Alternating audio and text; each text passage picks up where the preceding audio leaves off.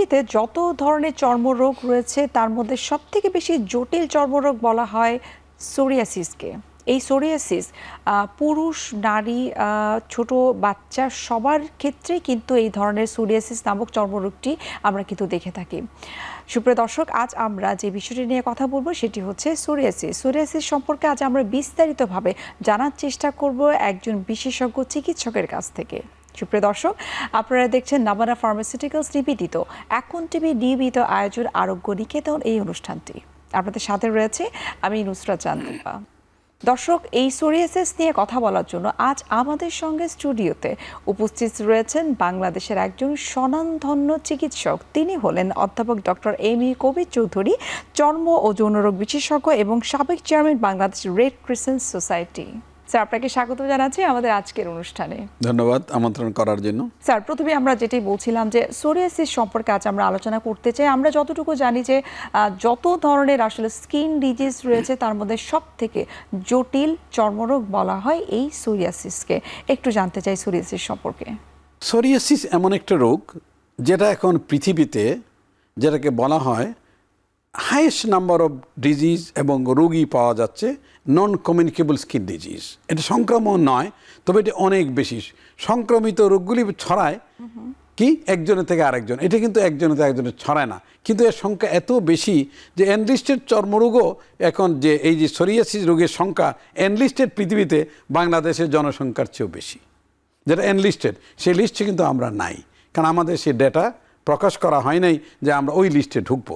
তাতেই কিন্তু এত আমাদের দেশে, আমি যেটা মনে করি আমার প্র্যাকটিসে আমি দেখি যে দেখা যাচ্ছে এই 10 জনের মধ্যে দেখা গেল যে 3 জন বা 4 জনই সেখানে সোরিয়াসিস রোগী। তো সোরিয়াসিস এমন একটা চর্মরোগ যেটা একটা বিন্দু থেকে আরম্ভ করে একটা ডট, যেটাকে বলে গাট্টেড সোরিয়াসিস, গাট্টে মানে ড্রপ, সেখান থেকে আরম্ভ করে প্লেক সোরিয়াসিস অর্থাৎ চাকতি, পরে দেখা গেল এটা পেস্চুলার সোরিয়াসিস, পুজ আকৃতি হইতে পারে, আলটিমেটলি দেখা গেল ইরিথ্রোডার্মা, সারা গায়ের চামড়া উঠে যেতে পারে সোরিয়াসিসে। এটা মরবিড ডিজিজ অর্থাৎ সাফারিং অনেক বেশি এবং এটার মরবিডিটি অনেক বেশি, মর্টালিটি কম। যদিও সাফারিং এত বেশি যে এটা কী হয় daily quality life, DLQI, daily quality লাইফকে ইম্পেয়ার করে, মানুষের কর্মঘণ্টা নষ্ট করে, একটা অফিসের কর্মক্ষমতা নষ্ট করে। একটা অফিসের কর্মচারী যদি সোরিয়াসিস থাকে তার জন্য অনেক সময় অফিসের অনেক ফাইল আটকে থাকে, কারণ সে মাঝে মাঝে এত বেশি অসুস্থ হয়ে যায়, তার এত বেশি চামড়ার প্রবলেম, সে আসতে পারে না। এটা কমপ্লিকেশন অনেক ধরনের হয়। এই কমপ্লিকেশন নিয়ে আমরা কথা বলবো একে একে, এবং কমপ্লিকেশন থেকে রক্ষা পাওয়ার জন্য কী করতে হবে সেগুলো নিয়ে আমাদের কথা বলতে হবে। কারণ সোরিয়াসিস এখন বহুল প্রচারিত একটা রোগ এবং এটার নাম সারা পৃথিবীতে সোরিয়াসিস। যেমন আমার দাঁত, ছত্রাক, ফাঙ্গাস অনেক কিছু আছে, তো যদি এটা বাংলা নাম আছে এটা অনেক কঠিন। তো এই জন্য আমরা সোরিয়াসিস নামে সবাই জানে, আমরা চেষ্টা করব সোরিয়াসিস নিয়ে বিস্তারিত আলোচনা করতে, যেন সোরিয়াসিস রোগী সে বুঝতে পারে যে আমার রোগ হয়েছে, কিছু করার নাই। আমরা একটা জিনিস দেখি, অনেক সময় শুনি সোশ্যাল মিডিয়াতে অথবা গুগল সার্চে সোরিয়াসিস, ও no treatment, no cure. This word not correct. আমার ব্যক্তিগত, আমার 50 বছরের ডাক্তারি লাইফে বা এই বাংলাদেশে 40 বছরের চর্মরোগ চিকিৎসা লাইফে আমি এটা আমার অভিজ্ঞতায় বলি, it is a completely controllable disease. এটা যদি ঠিকমতো চিকিৎসা করে এটা কন্ট্রোল করা এবং খুবই সম্ভব। আচ্ছা, যদি আমরা ডায়াবেটিসের সঙ্গে আমরা কম্পেয়ার করি যে ডায়াবেটিস এমন একটা রোগ যেটিকে আমরা যদি খুব চমৎকারভাবে যদি মেনটেন করি, নিয়ন্ত্রণ করে থাকি, তাহলে ডায়াবেটিস থেকেও কিন্তু সুস্থ থাকা সম্ভব। তাহলে কি আমরা বলতে পারি যে সোরিয়াসিস ঠিক তেমনই একটা ডিজিজ? আচ্ছা, খুব একটি সুন্দর প্রশ্ন। ইব্রাহিম স্যার আমাকে বলতেছিলেন যে আমি দাঁড়িয়ে আছি, লিফটে উঠবো, বলে কই যাস? স্যার 7 তলায়। উনি আমাকে বলেন কিসের লিফট, তুই চল। হাঁটতে হাঁটতে স্যার বলতেছিলেন যে জানো ডায়াবেটিস কোনো রোগ না। আমি স্যার বলেন কি? ডায়াবেটিস তো কমপ্লিকেটেড ডিজিজ। তো উনি আমাকে বলছিলেন দেখ আমি 40 বছর, আমার 80 বছর বয়স, এখন 40 বছর আমার ডায়াবেটিস, আমাকে দেখে মনে হয় আমি রুগ্ন। আমার এখন এই কথাটাই, স্যারের কথাটাই বলি যে আমি সোরিয়াসিস রোগী বলি, এটা কোনো রোগ না, এটা কোনো রোগ না, এটা কন্ট্রোলেবল ডিজিজ। এটা যদি কেউ কন্ট্রোল করতে চায়, তবে ডিফারেন্স হলো আমার ডায়াবেটিসের সঙ্গে একটা ডায়াবেটিস রোগী সারা জীবন ওষুধ খেতে হবে, কিন্তু সোরিয়াসিস রোগী সারা জীবন ওষুধ খেতে হবে না। আমার রোগী আছে, আমি যে রোগীটা 64 বয়সে দেখেছি সোরিয়াসিস, 1 বছর পরে সুস্থ হইলেন, উনি 94 বয়সে মারা গেলেন। আমি ব্যক্তিগত ওনার চিনতাম, ওই 94 বয়সে এই গত যে ওনার এই 64 থেকে 94 30 বছর ওনার সোরিয়াসিসের একটি দানা আমার শরীরে হয় নাই। এটা কিন্তু ডায়াবেটিসের বেলায় সম্ভব না, ওষুধ খেতে হবে। সোরিয়াসিস এমন একটা রোগ, ভালো হওয়ার পর ওষুধ না হলেও এটা ভালো থাকতে পারে। তাই ডায়াবেটিসের সঙ্গে সম্পর্ক হলো এটা বেটার দেন ডায়াবেটিস, এটা ডায়াবেটিস আরও ভালো একটা রোগ। এবং এটাকে আমি বলি রোগ নাই জন্য যে একটা মানুষ যদি ওষুধ ছাড়া 10 বছর 20 বছর ভালো থাকতে পারে, 30 বছর ভালো থাকতে পারে, একটা 60 বছরের মানুষ যদি 94 বছর বাঁচতে পারে ডায়াবেটিস নিয়ে, আমাদের যে কমপ্লিকেশন ছাড়া সোরিয়াসিস নিয়ে, তো এর চেয়ে আর কী করতে পারবে? অথবা এটা এবং প্রথম কথা বাচ্চা কোলে নিতে পারবে, স্বামী স্ত্রীর কোনো প্রবলেম নাই, যেহেতু এটা সংক্রমিত রোগ নয়। আমাদের সবসময় পজিটিভ চিন্তা করতে হবে, পজিটিভ চিন্তা করতে হবে। পজিটিভ মানে যে আমার রোগটা সংক্রমণ হয়। আমার যখন সোরিয়াসিস রোগী আসে, স্বামী স্ত্রী দুইজনকে ডাকি, তাই বলি যে জানো এই রোগটা খুব ভালো। বলে কেন? বলে এটা তো সংক্রমিত নয়, তোমার হবে না। অতএব এই যে সে একটা মেসেজ পেলে ডাক্তার। আমাদের সোসাইটিতে কিন্তু অনেকেরই ধারণা যে সোরিয়াসিস হচ্ছে সংক্রামিত একটা রোগ। না, সম্পূর্ণ ভুল ধারণা। কিন্তু দেখতে ওইরকম কীরকম লাগে দেখতে, এই জন্য অনেকে মনে করে না এটা সংক্রমিত রোগ না। এবং জেনেটিক অনেকে বলে আমার সোরিয়াসিস, আমি বিয়ে করতে ভয় পাচ্ছি। কেন? বলে আমার বাচ্চার যদি, বলি বাবারে বিয়েই তো করো না, এই বাচ্চা কোথায় পাই না। এই চিন্তা করে না, ভবিষ্যৎ আল্লাহর হাতে। আর এটা সংক্রমিত হওয়ার সম্ভাবনা খুব কম। কীরকম কম? আমার এক্সাম্পল দিই যে এটা 7% পসিবিলিটি অফ জেনেটিক হওয়ার। তো তুমি যদি 100 বিবাহ করো, তোমার যদি 100 বাচ্চা হয়, তাহলে 7 জনের হবে। তুমি 100 বিবাহ করবা? বলে না। বলে তো মনে করো তোমার বাচ্চার হবে না, এটা সম্ভব না। তাই এটা মানুষকে সুন্দর একটা মেসেজ দিতে হবে, ভেরি ইম্পর্টেন্ট। আমাদের আমরা সোরিয়াসিস ক্লাব করেছি, আমরা ক্লাবের মাধ্যমে, ক্লাব মানে খেলাধুলার না, সোরিয়াসিস রোগীকে অ্যাওয়ারনেস করার জন্য যে এটা কোনো কঠিন রোগ নয়, এটা কোনো জটিল রোগ না, এটা ভালো হবে। আমরা যতটুকু জানি যে প্রতি বছরই কিন্তু আপনারা সোরিয়াসিস দিবস পালন করে থাকেন। সোরিয়াসিস দিবস বলা হয়, সোরিয়াসিস ডে আমরা পালন করি। তো এই সোরিয়াসিস দিবসটা এমনভাবে করা হয়েছে মানুষকে অ্যাওয়্যার করার জন্য। কারণ একটা সোরিয়াসিস রোগী মেন্টালি আপসেট হয়ে যায় যে আমার সোরিয়াসিস জীবনটা বুঝি গেল, আমার বোধহয় গিটে ব্যথা হবে। একটু জানতে চাই যে আপনাদের এই যে সোরিয়াসিস অ্যাসোসিয়েশন বা ক্লাব যেটি রয়েছে প্রতি বছর আপনারা পালন করছেন, সেখানে আসলে কী ধরনের অ্যাওয়ারনেস প্রোগ্রাম থাকে এবং সেখানে কি আসলে রোগীদের কোনো এক্সেস থাকে কিনা, বা কিভাবে আসলে আপনারা মেসেজটুকু আপনারা রোগীদেরকে দিয়ে থাকেন যে এটি আসলে অত জটিল রোগ নয়, চাইলেই সেটি নিয়ন্ত্রণ করা যায়, কিভাবে আসলে আপনারা? খুব সুন্দর একটি মানে একটা ডিসকাশন। আমরা যখন শরীর ক্লাবে বিভিন্ন মিটিং করি, শরীর ডে করি, বা এমনি আমাদের অনেক প্রোগ্রাম হয়, আমরা রুগীদেরকে ইনভাইট করি। সেখানে রুগীদের অ্যাক্সেস আছে, রুগীদের ইনভাইট করি এবং রুগীরা নিজেরা ওখানে স্টেজে গিয়ে নিজের অভিজ্ঞতা বর্ণনা করেন। তো আমার মনে পড়ে একজন খুব নাম করা সাংবাদিক, সবাই চিনেন ওনাকে। তো উনি একদিন স্টেজে এসে সুন্দরভাবে বললেন যে আমি একজন সোরিয়াসিস রুগী, আজকে এই জন্য এখানে আমি আসছি, আমার ট্রিটমেন্ট চলতেছিল এবং আমি ভালো ছিলাম। উনি বলেন যে আমি অনেককে দেখেছি, আর আমার সামনে উপবিষ্ট কবির চৌধুরী স্যার আমার একজন আমার ডাক্তার। তো আমি এখন ভালোই আছি অনেক সাফার করার পরে। এখন বুঝতে পারছি আপনারা ক্লাব করছেন, আমাকে ডাকছেন, আমি খুব খুশি হয়েছি যে রুগীরা ডাক্তারদের এত কাছে আসতে পারে এই ক্লাব করার জন্য। তাই শরীরের ক্লাবের আমি সর্বাঙ্গীন মঙ্গল কামনা করি। এখানে কিন্তু রুগীদের অ্যাক্সেস আছে। তো আমরা যে মেসেজগুলি দেই, নাম্বার 1 ছোঁয়াচে না, নাম্বার 1 ট্রিটমেন্ট সম্ভব, এটা পরিবারে যে সংক্রমিত হওয়ার সম্ভাবনা একদম নাই। তাই তবে পরিষ্কার পরিচ্ছন্ন থাকতে হবে, যেন সোরিয়াসিস রোগী যার থাকে নিয়মিত গোসল করবে, বা অনেক কিছু বলি আমরা। আর এইখানে আর সোরিয়াসিস অ্যাওয়ারনেস, পরিবারে যখন একটা সোরিয়াসিস রোগী হয় তখন তার প্রতি সিম্পেথি করা যাবে না, করতে হবে এমপ্যাথি, সহমর্মিতা। এখানে তাকে সহানুভূতি করলে হবে না, তখন সে একটু নিজেকে একটু ছোটো মনে করবে, ক্রিপ্টোমেনিক হয়ে যাবে যে আল্লাহ আমার তাহলে এটা রোগ হয়েছে। তারে বলতে হবে না আরে কিছু না, এমপ্যাথি করতে হবে। এমপ্যাথেটিক পরিবারের সবাইকে কাউন্সিলিং করতে হবে যে আপনার পরিবারের সোরিয়াসিস রোগী আছে, তাকে সবাই এমনভাবে বিহেভ করে, দেখলে বলে ভাই আপনার রোগের খবর কি, এইগুলি মনে করানো যাবে না যে আপনি ডাক্তার দেখালেন সোরিয়াসিস কমছে না, ওই প্রসঙ্গই আনা যাবে না। যদি আনতে হয় উনি বললে তখন প্রসঙ্গ আনা যাবে। তাই এমপ্যাথি করতে হবে সোরিয়াসিস রোগীর প্রতি, প্রথম পরিবারের, তারপর সমাজের, তারপর আত্মীয়স্বজন, তারপর জাতির, তারপর দেশের। এখানে কোনো বৈষম্য করা যাবে না যে সোরিয়াসিস রোগী ভাই তো অন্য চেয়ারে বসো না, একই চেয়ারে বসবো, একসঙ্গে থাকবো, যেহেতু ছোঁয়াচে রোগ না। তা আমরা চেষ্টা করবো তাদেরকে সবসময় এমপ্যাথেটিক দৃষ্টিতে দেখবো এবং চিকিৎসা করবো। ডাক্তারও তাকে সুন্দর করে ধরবে এবং ডাক্তার ধরে, আমি যেটা করি, ধরে আমি তার ঘষি এবং বলি, সঙ্গে সঙ্গে হাত মুখ আমি করি যে দেখেন যদি ছোঁয়াচে হয়ে দিলে আমি কিন্তু ডেটল দিয়ে হাত দিতাম, আমি কিন্তু স্যাভলন দিয়ে হাত দিতাম, কিন্তু যেহেতু ছোঁয়াচে না, আমি কি মানুষ না? আমি হাজার হাজার সোরিয়াসিস রোগী দেখতেছি, আমার তো হয় না আলহামদুলিল্লাহ। তত এটা ছোঁয়াচে না। আপনার কাছে একটু জানবো এখন আসলে কত ধরনের সোরিয়াসিস ডিজিজ আসলে রয়েছে? প্রথম গাট্টেট সোরিয়াসিস বাচ্চাদের হয় বিশেষ করে, বা অ্যাডোলেসেন্স হয় গাট্টেট সোরিয়াসিস। গাট্টে মানে একটা দানা, ছোট ছোট দানা, পিঠে হইতে পারে, গায়ে হইতে পারে। এই রোগটা সাধারণত একটা কারণ হয়, সোরিয়াসিসের কোনো কারণ জানা যায় নাই। তো এই রোগটা আমরা দেখেছি যে একটা গলার ইনফেকশন যদি স্ট্রেপ্টোকক্কাস নামে একটা জীবাণু হয়, তখন ওইটা করতে পারে, স্টিমুলেট করতে পারে একটা মানুষের শরীরে সোরিয়াসিস মেপিংয়ে তার সোরিয়াসিস হওয়ার সম্ভাবনা ছিল, এটা বাড়িয়ে দেবে, তখন গাট্টেট সোরিয়াসিস। ওখানে অ্যান্টিবায়োটিক ট্রিটমেন্টে খুব ভালো কাজ হয়। পরবর্তী হলো প্লেক সোরিয়াসিস। গোলাকৃতির, ছোপাকৃতির হবে বিভিন্ন জায়গায়, এবং এটাতে একটা ডাল সিলভার স্কেল হবে। এই স্কেল মানে একটু খোসা খোসা পড়বে শরীর থেকে, যেটা একটা ডাল সিলভার স্কেল, ঠিক সাদা বলা যায় না, এটা সিলভার কালার বাট নট চকচকে সিলভার। এটা হলো প্লেক সোরিয়াসিস। তারপর লার্জ প্লেক, বড় বড় হয়, এটা হাতে পায়ে গায়ে হইতে পারে। তারপরে যেটা হয়, নেইল ইনভলভমেন্ট করবে, নাম্বার 1 নেইলের ছোটো ছোটো গর্ত হবে, যেটা নেইল পিটিং বলা হয়। এর পরবর্তীতে দেখা যায় যে এই সোরিয়াসিসটা আরেকটু যদি অ্যাডভান্স হয়, এই সোরিয়াসিস জিহ্বায় হতে পারে, যেটা জিওগ্রাফিক টাং বলা হয়, জিহ্বায় হতে পারে, জিওগ্রাফিক টাং বলা হয়, নখে হতে পারে। এরপরে কমপ্লিকেশন, যদি সিরিয়াস কমপ্লিকেশন যদি বেশি হয়, সারা গায়ের চামড়া দেখা গেল নাই লাল, যেটাকে ইরিথ্রোডার্মা মানে লাল চামড়ার সোরিয়াসিস বলা হয়। তারপর দেখা যায় একটা মানুষের পুজ হইতে পারে, পূজাকৃতির, বনজম্বুস পাস্চুলার সোরিয়াসিস বলে, হাতের তালু পায়ের তালুতে পাঁচ হইতে পারে, যেটা পাস্চুলার সোরিয়াসিস বলে। এরপরে দেখা যাচ্ছে সোরিয়াসিস মানুষের, যেটাকে বলা হয় সোরিয়াটিক আর্থ্রাইটিস বা আর্থোপ্যাথি, গিটা ব্যথা হইতে পারে। এবং জয়েন্ট, প্রথম হয় আঙ্গুলের জয়েন্টে, স্মল জয়েন্ট, এটাকে বলি আমরা সোয়ান নেক ডিফর্মিটি।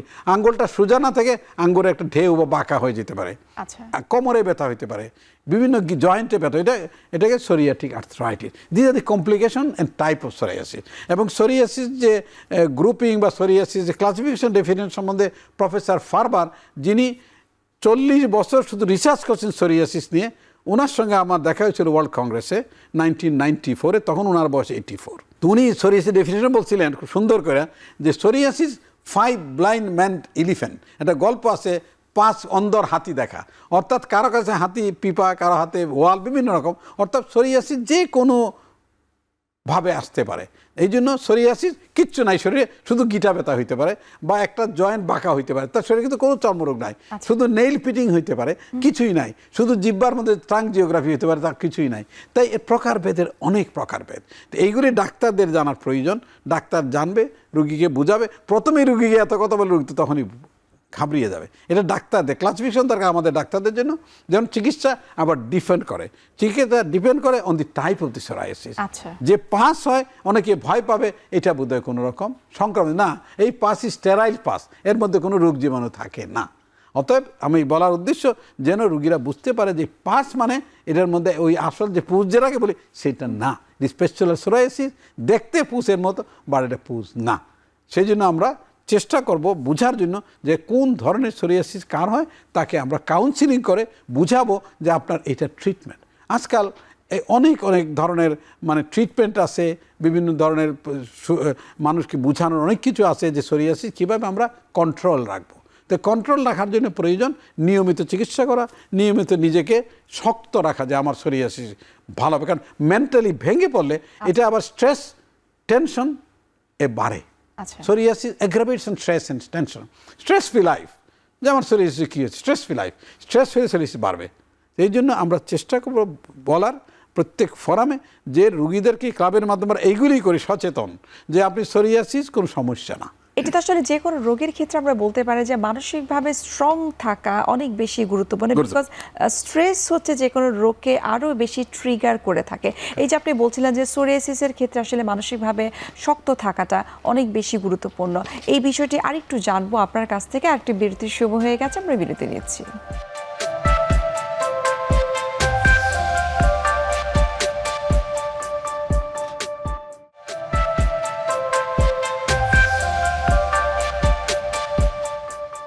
স্যার, বিরতির আগে আমরা কথা বলছিলাম যে মানসিক স্ট্রেস যেটা আপনি বলছিলেন যে কোনো রোগের ক্ষেত্রে সেই রোগটিকে আরও বেশি ট্রিগার করে থাকে, স্পেশালি সোরিয়াসিস যাদের রয়েছে। আমরা যতটুকু জানি যে মানসিক যে স্ট্রেসটা সেটা কিন্তু সোরিয়াসিসকে আরও বেশি বাড়িয়ে দেয়। এই সম্পর্কে আপনার কাছে একটু জানবো। অনেক ক্ষেত্রে আমরা দেখেছি, শুনেছি, এবং আমি নিজেও একজন সোরিয়াসিসের পেশেন্ট। সো আমি যতটুকু জানি যে আসলে সোরিয়াসিস যাদের থাকে তাদের জন্য meditation, physical activities is very very important. এই বিষয়টা আপনার কাছ থেকে একটু বিস্তারিত জানতে চাই। আচ্ছা, স্ট্রেস এমন একটা জিনিস যেটা আমাদের সেন্ট্রাল নার্ভাস সিস্টেমকে ট্রিগার করে। সেন্ট্রাল নার্ভাস সিস্টেম এমন একটা জিনিস যে যেরকম চায় সেটা সেইভাবে হয়। যেরকম আমি যদি চিন্তা করি যে আমি paralysed, I have seen psychogenic paralysis, তার 2টা পা প্যারালাইজড, সে নড়তে পারে না, ডাক্তাররা কিছুতেই ভালো করতে পারে না। কারণ কি? ওই স্ট্রেসের কারণে প্যারালাইজ হইতে পারে।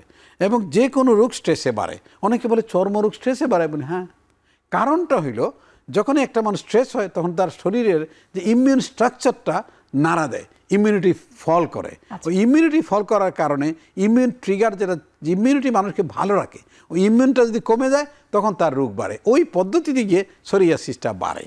তাই এইখানে আমরা যেটা বলি, প্রথম কথা হলো সোরিয়াসিস নিয়ে কোনো চিন্তাই করবে না, অন্য কাজ করে ব্যস্ত থাকা। নাম্বার 1 ব্যস্ত থাকতে হবে। নাম্বার 2 যেটা এখনই আপনি বলছিলেন যে আমরা যোগ ব্যায়াম, ইয়োগা, এই ইয়োগাটা এমন একটা জিনিস, এই ইয়োগা যখন করবে, যোগ ব্যায়াম, এটাতে শরীরের যেমন ফিজিক্যাল অ্যাক্টিভিটি তেমন মেন্টালি, কারণ যখন যোগ ব্যায়াম করে তখন খুব কনসেন্ট্রেট করতে হবে। এই কনসেন্ট্রেশনের কারণেই তখন দেখা গেল সোরিয়াসিস রোগীর তখন অনেক কিছুই তার চিন্তা থেকে চলে যায়।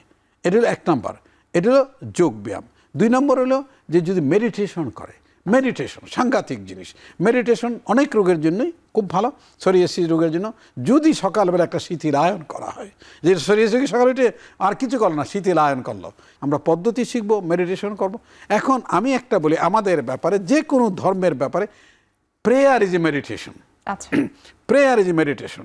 আমরা আমাদের প্রেয়ার কথা বলি, মুসলিমদের প্রেয়ার কি 5 টাইমস প্রেয়ার। 1 নম্বর হলো পরিষ্কার পরিচ্ছন্ন, ধোয়া, ভেরি ইম্পর্টেন্ট। 2 নম্বর হলো এই যে আমরা বিভিন্ন বৈঠক করি, নামাজের আমরা রুকু দেই, সিজদা দেই, এগুলি সবই কিন্তু যোগ ব্যায়াম যে করে ওটা ওই ধরনের জিনিস।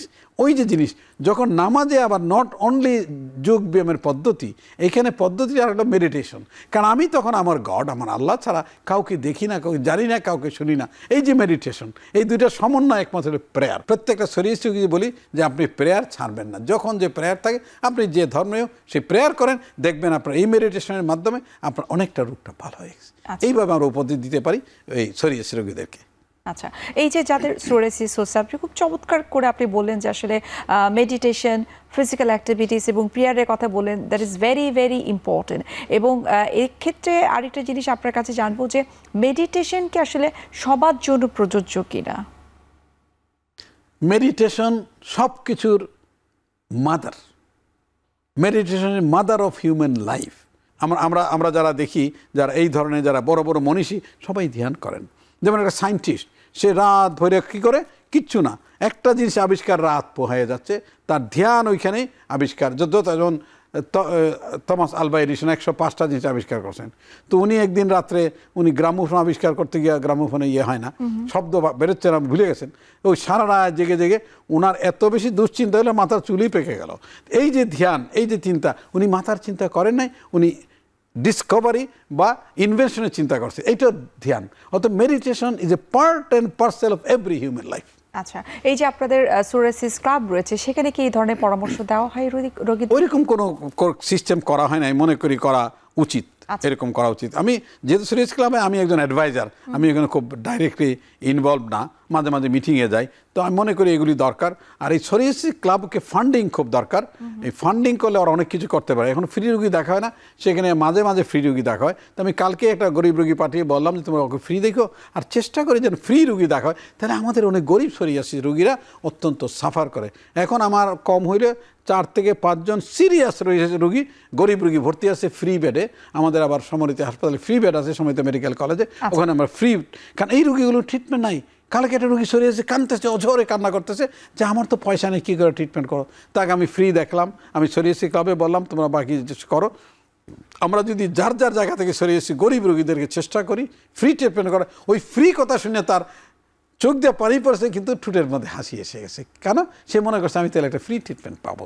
এই জিনিসগুলো আমাদের সমাজের প্রত্যেকটা মানুষের বিত্তশালী আগে আসতে হবে। আমরা যদি চেষ্টা করি আমাদের সবার মুখে হাসি ফোটাইতে পারবো যে কোনো রোগের জন্য। বিশেষ করে সোরিয়াসিস নিয়ে কথা বলতেছি, সোরিয়াসিস ক্লাবকে সাহায্য করে, আর সোরিয়াসিস ক্লাবের মাধ্যমে আমরা সারা দেশের জনসাধারণকে যদি আমরা ফ্রি চিকিৎসা করতে পারি তাহলে কিন্তু খুব কাজে লাগবে। কারণ অনেক গরিব রোগ চিকিৎসার অভাবে সাফার করতে করতে করতে মারা যাবে। Psoriasis not a deadly disease, কিন্তু এত বেশি কমপ্লিকেশন হয়ে যাবে যে তার মৃত্যু ছাড়া অন্য কিছু থাকবে না। আচ্ছা, যারা ক্লাবটা তৈরি করেছেন, আপনি বলছিলেন যে আপনি সেই ক্লাবের অ্যাডভাইজার, তো আপনাদের কোনো নির্দিষ্ট সুপারিশ পালা আপনারা তৈরি করেছেন কিনা, যেখানে আসলে সরকারি বেসরকারি বিভিন্ন যে অর্গানাইজেশন যারা রয়েছে, এনজিওস যারা রয়েছে, এবং আপনি ওয়ার্ল্ড হেলথ অর্গানাইজেশনের কথা বলছেন, তাদের প্রতি আপনার প্রত্যাশা আসলে কি, এবং কি কি ধরনের সুপারিশ আপনাদের রয়েছে যেগুলো এখনো বাস্তবায়ন করা হয়নি কিন্তু আপনাদের চিন্তা ভাবনার মধ্যে রয়েছে?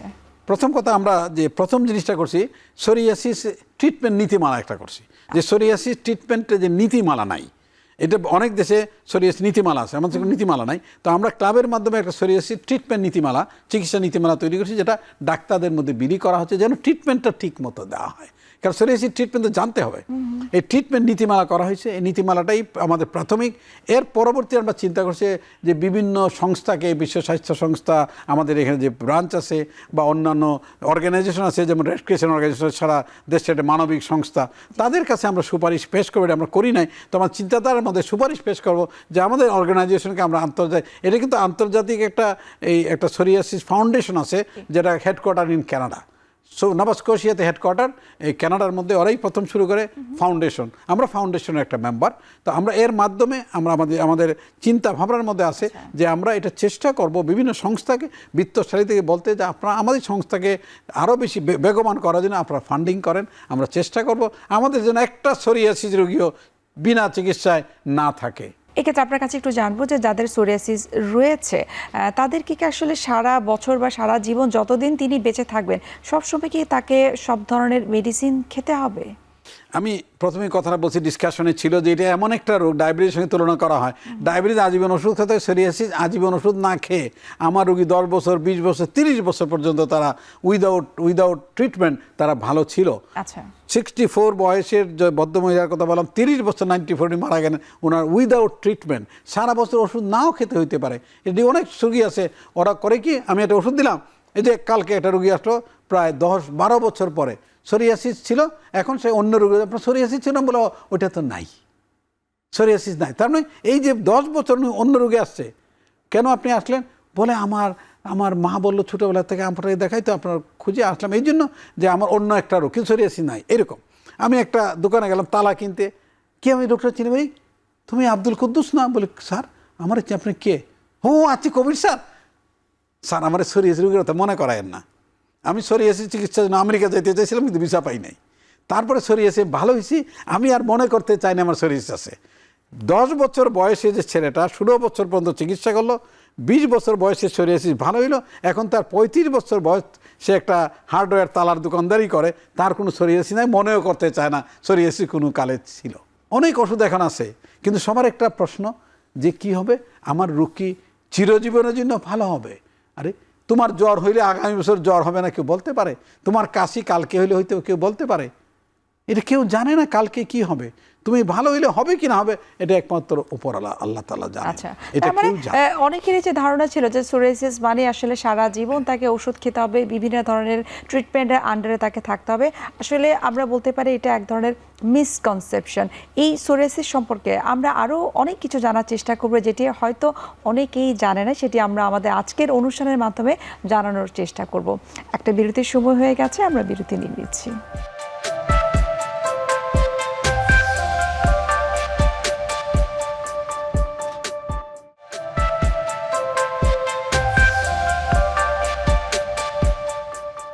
স্যার, বিরতির আগে আমরা কথা বলছিলাম যে আসলে আপনি যেটি বলছিলেন যে আসলে মানসিক দৃঢ়তা অনেক বেশি গুরুত্বপূর্ণ, এবং ওষুধের বিষয়টা আপনি বললেন যে সবার ক্ষেত্রে সারা জীবন আসলে ওষুধ খাওয়ার কোনো দরকার নেই।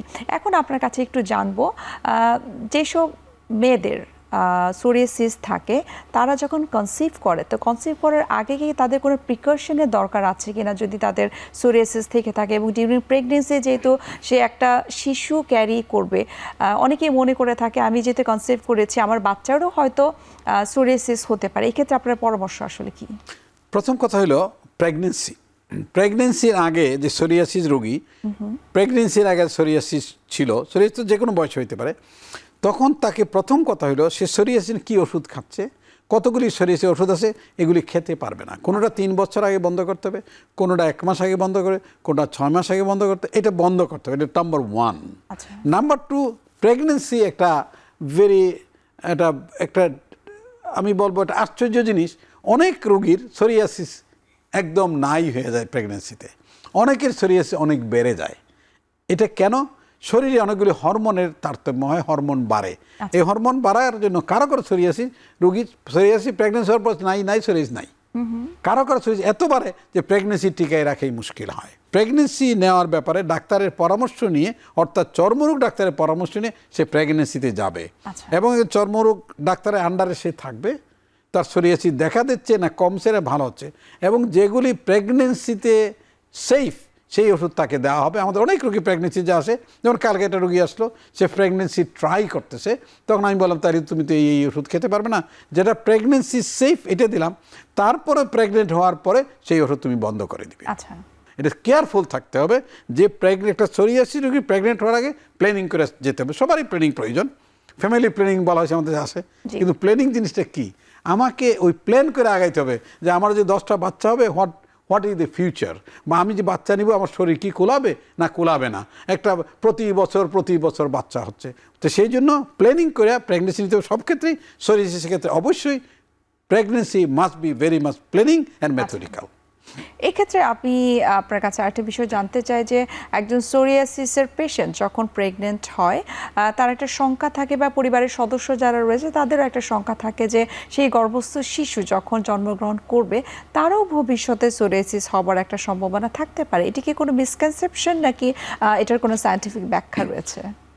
রোগ যা আছে পৃথিবীতে তার বেশিরভাগই কিন্তু জেনেটিক। এবং ডায়াবেটিসও অনেকে বলে যে এটা জেনেটিক, এটা একটা জেনেটিক হইতে পারে। এবং কত পার্সেন্ট সম্ভাবনা, যেমন সেতি রোগী বিয়ে করতে চায় না, তার যদি বাচ্চার হয়। সোরিয়াসিস রোগী বিয়ে করতে চায় না, তার বাচ্চার হয় না। এটা তো ভবিষ্যৎ কেউ জানে না। ফিউচার নোবডি নোজ, ফিউচার আমরা জানি না। আর এখানে আমি একটু আগেই কথাটা বলছি যে যদি 7% জেনেটিক হওয়ার পসিবিলিটি থাকে, তাহলে তার তো 100 বাচ্চা হলে 60টার হবে। আমি এই কথাটা বলি সবসময়, কিন্তু 100 বাচ্চা তো হবে না। তুমি কেন চিন্তা করতেছো? হবে না। ইউ থিঙ্ক ইন মাইন্ড যে আমার বাচ্চার সোরিয়াসিস হবে না। নাম্বার 1, বাচ্চা কোলে নিবা, এটা ছোঁয়াচে না, তোমার হবে না। তোমার বার্থ ক্যানেলে এটা হওয়ার সম্ভাবনা নাই।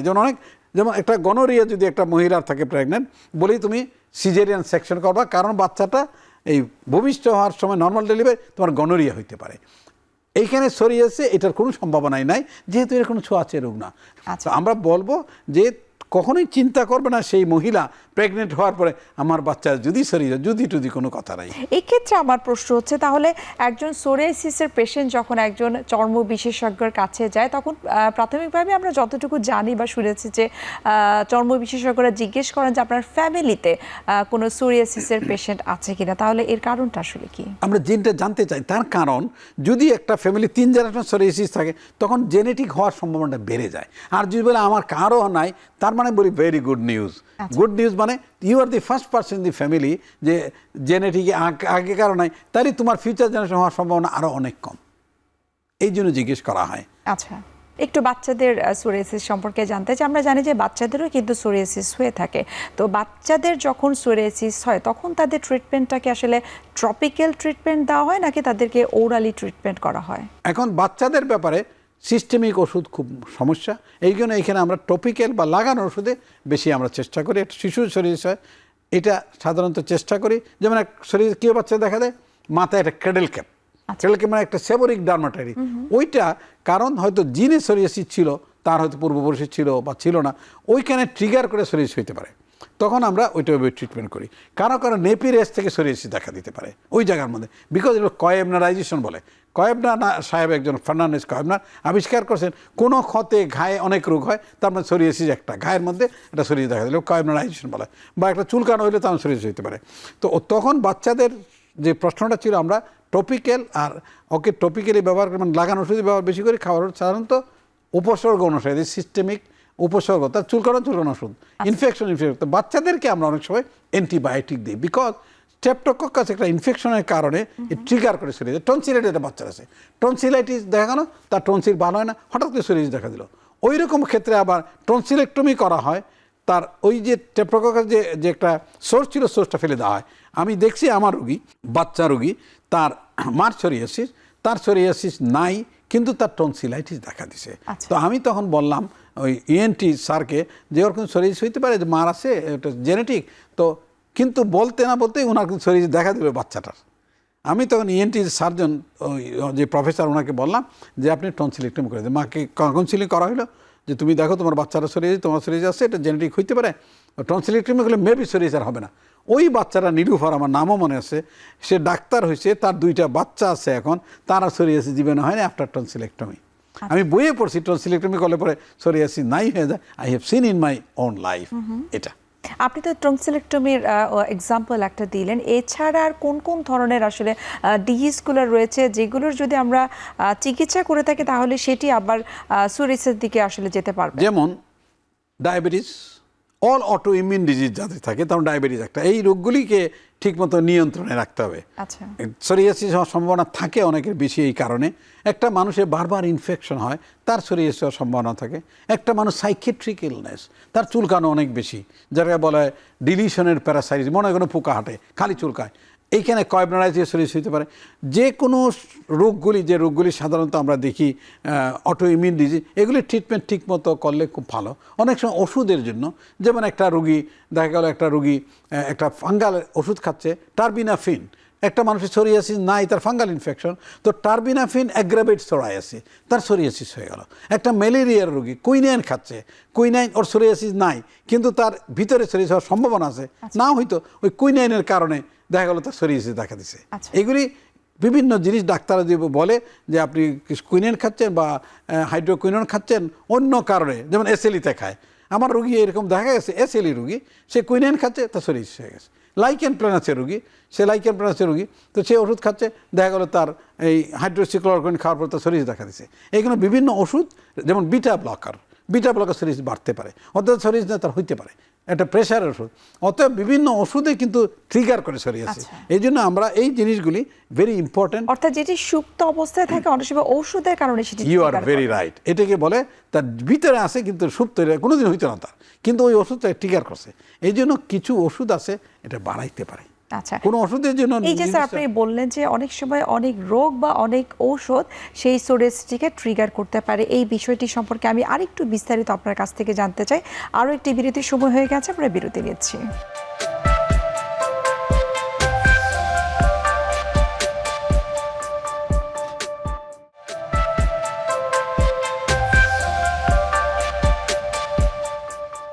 স্যার, বিরতির আগে আমরা আলোচনা করছিলাম যে বিভিন্ন ধরনের ঔষধ সোরিয়াসিসটাকে ট্রিগার করতে পারে। এই ক্ষেত্রে আপনার কাছে একটু জানবো যে যদি কারোর ক্ষেত্রে এই ধরনের সোরিয়াসিস হয়ে থাকে, এই ক্ষেত্রে কী কী ধরনের প্রিকশন নেওয়া উচিত, বা সেই ডক্টরকে আসলে সেই রোগীটিকে কাউন্সিলিং করাটা আসলে কতটুকু গুরুত্বপূর্ণ বলে আপনার কাছে মনে হয়? অনেক গুরুত্বপূর্ণ।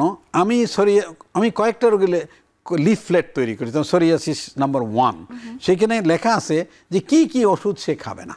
আচ্ছা, বিটা ব্লকার খাবে না, তারপরে এই অ্যান্টি ম্যালেরিয়ার ওষুধ খাবে না, তারপরে এই অনেক একটা লিস্টই দেওয়া আছে যে এই ওষুধগুলি খাবে না।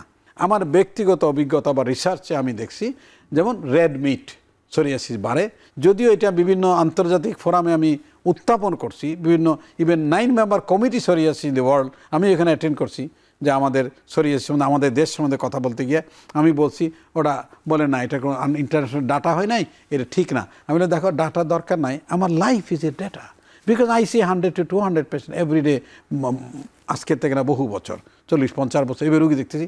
তো আমি দেখলাম যখন আমাদের কোরবানির ঈদ আসে সোরিয়াসিস রুগী সোরিয়াসিস বেড়ে যায়। আচ্ছা। এবং রুগী নিজেই বলছে আমি গরু মাংস খাওয়ার কারণেই বেড়ে গেছে, 2 টুকরা 5 টুকরা খেয়েছি। তো অতএব রেড মিট আর একটা সাইট্রাস ফ্রুটে বাড়ে, যেমন লেবু, কমলা লেবু।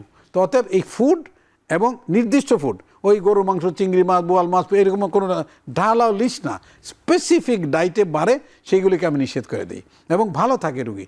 তাই এই ওষুধ ওইটা খাবে না, কি খাবে না, তার লাইফস্টাইলটা আমরা বলে দিই, লাইফস্টাইলটা কী হবে, সে কী সাবান দিয়ে গোসল করবে, কী সাবান ব্যবহার করবে, কী লোশন ব্যবহার করবে, কী তেল ব্যবহার করবে, তার লাইফের যে পুরা জিনিসটা আমরা চেষ্টা করি স্পেসিফাই করে দিতে। যেহেতু একটা ডাক্তার অনেক ব্যস্ত, আধা ঘন্টা বোঝানো যাবে না, সেই জন্য রিটেন দিয়ে দিলে, আমি অনেকে বলে স্যার ভালো করে বোঝান, আমি নো, আমি বোঝালে মনে হবে, বাইরে গিয়ে ভুলে যাবেন। কাগজ লিখছি 100 বার পড়বেন, 200 বার মনে থাকবে, আমার কথা একবার বলে না মনে রাখতে পারে। সেই জন্য রিটেন পেপার অনেকে পড়ে না, 8-6 মাস পরে কী খাওয়া নিষেধ বলে স্যার, পুঁটি মাছ, তারপর চিংড়ি মাছ, এর মুখস্থ। অর্থাৎ অনেকের ধারণা যে সোরিয়াসিস হলে শুধুমাত্র মেডিসিন খেলে সেটা ভালো হয়ে যাবে, কিন্তু আপনি যেটি খুব সুন্দরভাবে চমৎকারভাবে বললেন যে lifestyle modification is very important. Very life discipline life. আমরা কিন্তু বিভিন্ন গুগল সার্চ করে আমরা কিন্তু দেখেছি যে যখন আমরা সোরিয়াসিস নিয়ে সার্চ করি, আমি ব্যক্তিগতভাবে আমার ক্ষেত্রে আমি দেখেছি যে যখনই আমি সার্চ করেছি যে আসলে সোরিয়াসিসের ক্ষেত্রে কোন কোন বিষয়গুলো আসলে মেনটেন করা উচিত, প্রথমেই কিন্তু আসে যে anxiety management, stress management is very very important. Anger management, stress management খুব খুব ইম্পর্টেন্ট। গুগল সার্চের ব্যাপারে আমি একটু বিধিনিষেধ দিই। আচ্ছা। তার কারণ গুগল সার্চ করতে গিয়া অনেকে খুব বিপদে পড়ে। এই নিয়ে আমেরিকান এক সায়েন্টিস্টের রাইটিংসও আছে। কেমন বিপদে পড়ে আমি একটা ছোট্ট কথা বলি, যে একটা রুগী আছে, তার নখে একটা কালো দাগ। তো প্রথমেই বলছে যে আপনার তো নেইল মেলানোমা হয়েছে। মেলানোমা হয়েছে ক্যান্সার। আমার কাছে আসছে, আমার না এটা ক্যান্সার না, আমরা টেস্ট করলাম, বায়োপসি করলাম, দেখা গেলো এটা নর্মাল একটা তিল, মোল, নট মেলানোমা। উনি গেলেন সিঙ্গাপুরে, তারা আবার রিবায়োপসি করলো, বলো না এটা। গেল আমেরিকায়, পুরো নেইল উঠে তারা বায়োপসি করলো, না, মনের থেকে আর যায় না। ওই যে গুগল সার্চ মনে ঢুকাইছে, এটা কিন্তু ভেরি ইম্পর্টেন্ট। রোগ যেন মনের ভিতরে না ঢুকে। সোরিয়াসিস তো ওই যে কোনো রোগ মনে ঢুকাইলে চলবে না। আর একটা মানুষ যদি মনে করে আমার ক্যান্সার, আমার ক্যান্সার, আমার ক্যান্সার, তার কিন্তু ক্যান্সার হয়ে যায়, বিকজ তার immunity falls against the cancer. আমাদের শরীরে কি ক্যান্সার সেল তৈরি হয় প্রতিনিয়তই, ক্যান্সার কিলার সেল এটা কিল করে ফেলে। তো যে লোকটা বারবার ক্যান্সার ক্যান্সার, আমার মার ক্যান্সার, বাবার আমার ক্যান্সার হবে, আলটিমেটলি ক্যান্সার হইতে পারে, দেয়ার ইজ এভরি চান্স। তাই গুগল সার্চ করে ওই রোগ নিয়ে, অর্থাৎ কিউরিওসিটি থেকে আমরা গুগল সার্চ করতে পারি, কিন্তু মাথায় ঢোকানো যাবে না। জানার জন্য অবশ্যই ডাক্তারের পরামর্শ নিতে হবে। আপনি নেইলের বিষয়টি বলছিলেন যে অনেকের ক্ষেত্রে আমরা কিন্তু দেখেছি নেইলে সোরিয়াসিস হয়ে থাকে এবং সেই নেইল বা নখটা কিন্তু একটু বাঁকা হয়ে যায়, একটু কালারটা ইয়েলিশ হয়ে যায়। এক্ষেত্রে আসলে ট্রিটমেন্ট কি? এবং অনেকের ক্ষেত্রে দেখেছি তাদের নখটা কিন্তু পড়ে যায়। আচ্ছা, এই অনেকগুলো stage, nail stage. Number stage pitting, গর্ত করতে হবে। নাম্বার 2 এটাকে বলে নেইল পিটিং। নাম্বার 2 হলুদ হয়ে যায়, এটাকে বলে অয়েল স্পট, মনে হয় যেন ভিতরে সরিষার তেল দেখা যায়। এই নখটা তখন পিটিং হয় প্রথম, তারপরে হয় এই অয়েল স্পট। অয়েল স্পট হওয়ার পরে নেইলের যে বেসটা আস্তে আস্তে নেইলটা ওই বেস থেকে সরে যায়, কারণ নখে কোনো ডাইরেক্ট কোনো ক্যাপিলারি কোনো আর্টারি নাই। এটা তার নেইল বেড থেকে ডাইরেক্ট পারফিউশনে এই তার খাওয়াটা নেয়। তো যখন তার নেইল বেডের সঙ্গে সম্পর্ক থাকে না, তখন খাওয়া পায় না, তো নেইলটা মারা যায়। মারা যাওয়ার পর অনেক মেডিসিন নেইলটা পড়ে যায়। আর যার নেইল সোরিয়াসিস হয় তার সম্ভাবনা থাকবে তার সোরিয়াটিক আর্থ্রাইটিস হওয়ার। অতএব আগের থেকে আর্থ্রাইটিস যে না হয় চেষ্টা করতে হবে। অনেকের আঙ্গুল বাঁকা হয়ে যায়, আর তখন তাদেরকে বলি বল দিয়ে এক্সারসাইজ করবে, এই রাবার বল দিয়ে এক্সারসাইজ করবে এবং সচল থাকবে। সোরিয়াসিস সচল খুব দরকার। অ্যান্ড স্ট্রেচ করবে, প্রত্যেকটা অঙ্গ প্রত্যেক স্ট্রেচ আছে, এগুলি করতে হবে। এই ফিজিক্যাল অ্যাক্টিভিটি সোরিয়াসিস প্রতিরোধের অন্যতম একটা উপায়। আচ্ছা, অর্থাৎ যে ধরনেরই সোরিয়াসিস হোক না কেন, আপনি যেটি বারবার বলছেন যে physical activities is very important. আমি এক কথা একটু ট্রিটমেন্টের ব্যাপারে জানতে চাই যে আমরা জানি যে যুগ আধুনিক হচ্ছে, চিকিৎসা বিদ্যাও কিন্তু আধুনিক হচ্ছে। সোরিয়াসিসের ক্ষেত্রে কি কোনো থেরাপি রয়েছে আধুনিক? আচ্ছা, এখন সোরিয়াসিস লেটেস্ট ট্রিটমেন্ট চলছে বায়োলজিক্স। আচ্ছা, বায়োলজিক এমন একটা ওষুধ যেটা জীবাণু অথবা মানুষের শরীর বা পশুর শরীর থেকে, মানে বায়ো থেকে করা হয়, এবং এটা একটা লার্জ মলিকুল নামে একটা ইনজেকশন। এটার কোনো খাওয়ার ওষুধ এখন আসে নাই, বিকজ এই মলিকুল ইজ সো লার্জ, এটা অ্যাবজর্ব হয় না। এই ইনজেকশনটা বায়োলজিক বিভিন্ন রকম পাওয়া যাচ্ছে, সেকোগোনিমাব, অ্যাড্রেলিমাব, এরকম বহু ধরনের ওষুধ আছে। মাপ এমএবি মাপ যখন হবে বা সিকু থাকবে, এটা একটা টাইপ অফ বায়োলজিক্স। এই বায়োলজিক্স এখন পৃথিবীতে বলা হয়, এখন আমরা বড় বড় কনফারেন্সে যাই, ওয়ার্ল্ড কংগ্রেসে যাই, সেখানে আমরা পেপার প্রেজেন্ট করি অথবা আমরা অ্যাটেন্ড করি। এখানে প্রায় দেখা যায় যারা সোরিয়াসিস রিসার্চ করে তারা বলে number 1 treatment biology, number 2 biology, number 3, মানে তিনটাও চিন্তা করে বায়োলজিক্স। এখন বায়োলজিক্সের একটাই প্রবলেম, সেই problem it is so expensive. একটা ইঞ্জেকশনের দাম 50,000, 60,000, এবং এটা 5-7 বছর দিতে হবে, মাসে মাসে দিতে হবে। অতএব কার জন্য এটা সম্ভব না, আমাদের দেশের জন্য। এখন ওয়েস্টার্ন ওয়ার্ল্ডে সম্ভব না, কিন্তু বায়োলজি এখন লেটেস্ট ট্রিটমেন্ট। তো বায়োলজিক ওয়েস্টার্ন ওয়ার্ল্ডে আবার এটা প্রথম এদের ইন্স্যুরেন্স কভার করতো না, ইদানিং এটা সোরিয়াসিসের জন্য already world committee after the একটা যখন আমাদের সোরিয়াসিস ফাউন্ডেশন একটা প্রস্তাব দিল বিভিন্ন দেশকে, like America, Canada, Australia, Japan, তখন তারা করলো কি এটা সোরিয়াসিস রোগী ডায়াগনোস কেসে তারা বায়োলজিক ইন্স্যুরেন্স কভার করে, অতএব তারা দিতে পারে। আমার দেশে কোনো মেডিকেল ইন্স্যুরেন্স নাই। একটা মানুষ কোথা থেকে দিবে এত টাকার ওষুধ? সংসার চালায়া 1 লাখ টাকা ওনার জন্য শুধু। এটাই মনে হয় আমাদের আসলে দেশের জন্য একটা বড় একটা সীমাবদ্ধতা যে আমাদের হেলথ বীমা নেই। হেলথ ইন্স্যুরেন্স আমি বারবার বলি, বহুবার বলছি, বহু ফোরামে বলছি, আমি সরকারকে বলছি যে বিমা চালু করেন, সহজ জিনিস। আমাদের যদি আমরা 20 কোটি মানুষ ধরি, এই 20 কোটি মানুষকে 10 টাকা নেন না, দেখেন কত টাকা হয়। 100 টাকা নেন, 2000 কোটি টাকা এসে যাবে। এটা ফিক্স করেন, করিয়া একটা ইন্স্যুরেন্স চালু করেন, একটা কোম্পানি আলাদা করে, medical insurance company, government owned, এটা করেন, বা পাবলিক সেক্টর দেন যে আপনারা মেডিকেল ইন্স্যুরেন্স কোম্পানি করেন। কারণ সারা পৃথিবীর মেডিকেল ইন্স্যুরেন্স আছে, free treatment, Canada free treatment, পৃথিবীতে free medical care without insurance গভর্নমেন্টই দেয়, একটা হলো কানাডা, একটা ভুটান।